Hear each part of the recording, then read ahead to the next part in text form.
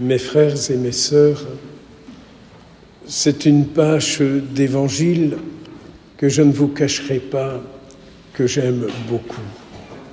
Parce que c'est une page d'évangile qui stimule la vie des croyants sur la terre. La première question que j'ai envie de poser à vous comme à moi, quelle est la vie que tu vis aujourd'hui et comment as-tu envie de vivre?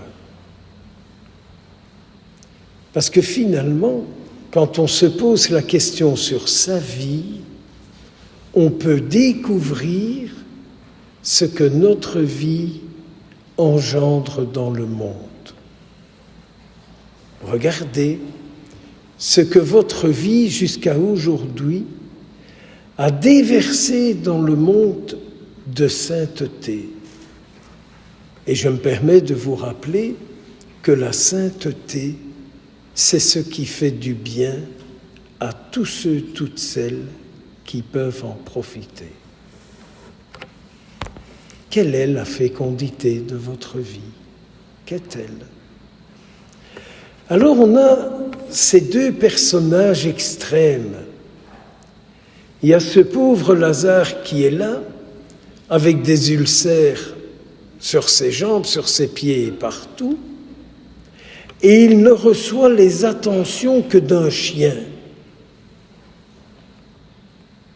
Et puis il y a l'autre, qui fait des grosses guindailles, qui bouffe bien, qui est bien fringué, qui ne manque de rien et qui s'en fout des autres. Ne venez pas me dire que notre Seigneur Jésus, quand il raconte cette parabole, c'est du passé. Vous comme moi, vous connaissez des gens qui ne pensent qu'à eux et qui s'en foutent des autres, et tant pis s'ils crèvent, il y a quand même le CPS. Il y a quand même les services sociaux. Il y a quand même. Moi, je paye assez de taxes, n'est-ce pas? Ce n'est pas votre cas. Vous ne râlez pas sur les taxes que vous payez et donc les autres. La fameuse expression « chacun pour soi et Dieu pour tous », n'est-ce pas? Chacun pour soi et Dieu pour tous. C'est une expression que j'ai apprise par des chrétiens pratiquants. Ils me l'ont tellement répétée que je la connais mieux que mon catéchisme. Voilà de quoi notre Seigneur parle aujourd'hui. Alors donc ça m'amène à dire, est-ce que je pense aux autres de la même manière que je pense à moi? Est-ce que je voudrais pour les autres ce que je désire pour moi? Et c'est là où on peut percevoir quelle est la grâce de votre vie, c'est-à-dire votre vie, elle est imprégnée de qui et de quoi? J'ose espérer que nous tous qui sommes venus ici à Banneux, nous avons comme désir que la source de notre vie, ce soit Jésus-Christ, le Fils de Dieu, le Fils de Marie. Alors une réalité qui n'est pas un scoop, c'est que le pauvre comme le riche, un jour ils quitteront cette terre. Le pauvre comme le riche, un jour ils quitteront cette terre. Quelle sera leur vie après qu'ils auront quitté cette terre? Elle sera ce qu'a été leur vie sur la terre. Si sur la terre vous avez vécu pour vous, ou si vous avez eu le souci de l'autre, vous percevrez alors votre éternité. C'est des histoires de curés qui essayent de plaire à tout le monde, qui disent « Oh, mais vous savez, vous ne devez pas vous tracasser, il y a la miséricorde de Dieu et tout vous sera pardonné. » On est en Belgique, hein, je peux le dire. Tintin. Tintin. Et comme je viens du Brabant wallon, j'ajoute Tintin, broc de viol. Vas-y tout dis donc. Vas-y toujours. Non, non, non et non. Au moment de la mort, il nous est bon de nous souvenir qu'à ce moment-là, nous aurons la vérité de notre vie qui nous sera montrée.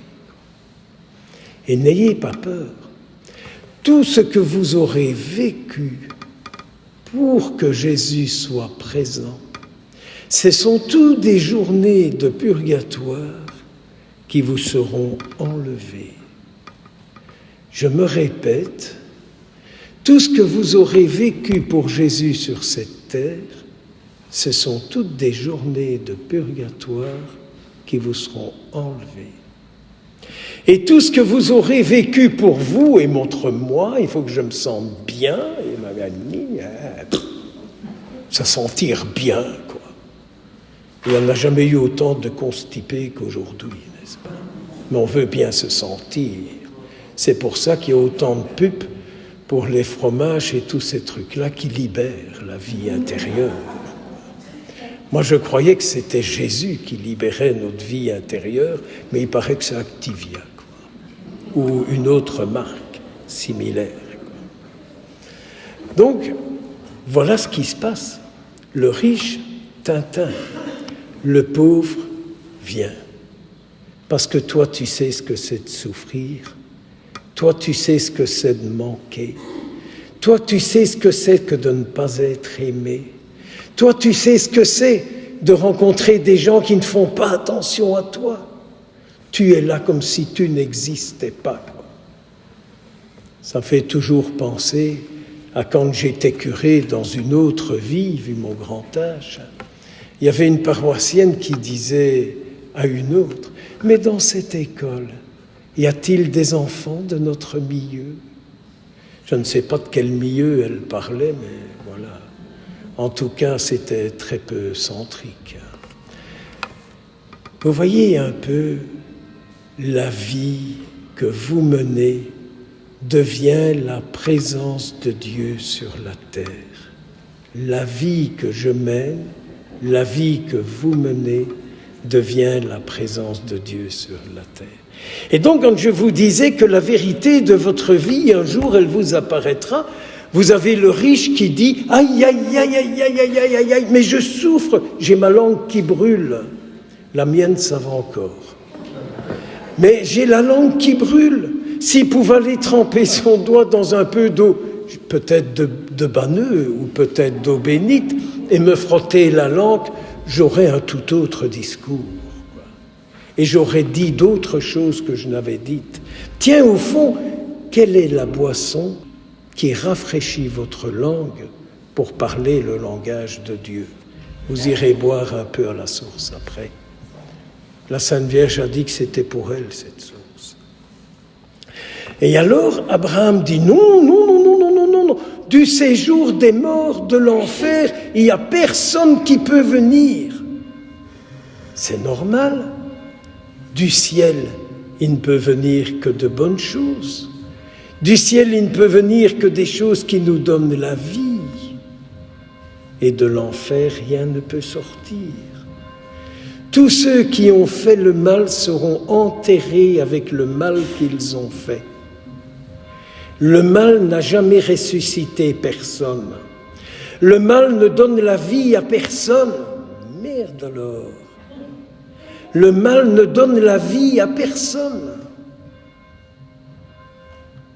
Mais le bien donne beaucoup de fécondité à tout le monde.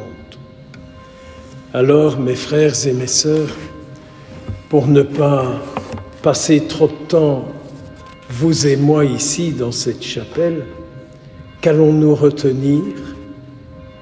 Menons une vie sainte et ayons pour les autres le même désir que pour nous.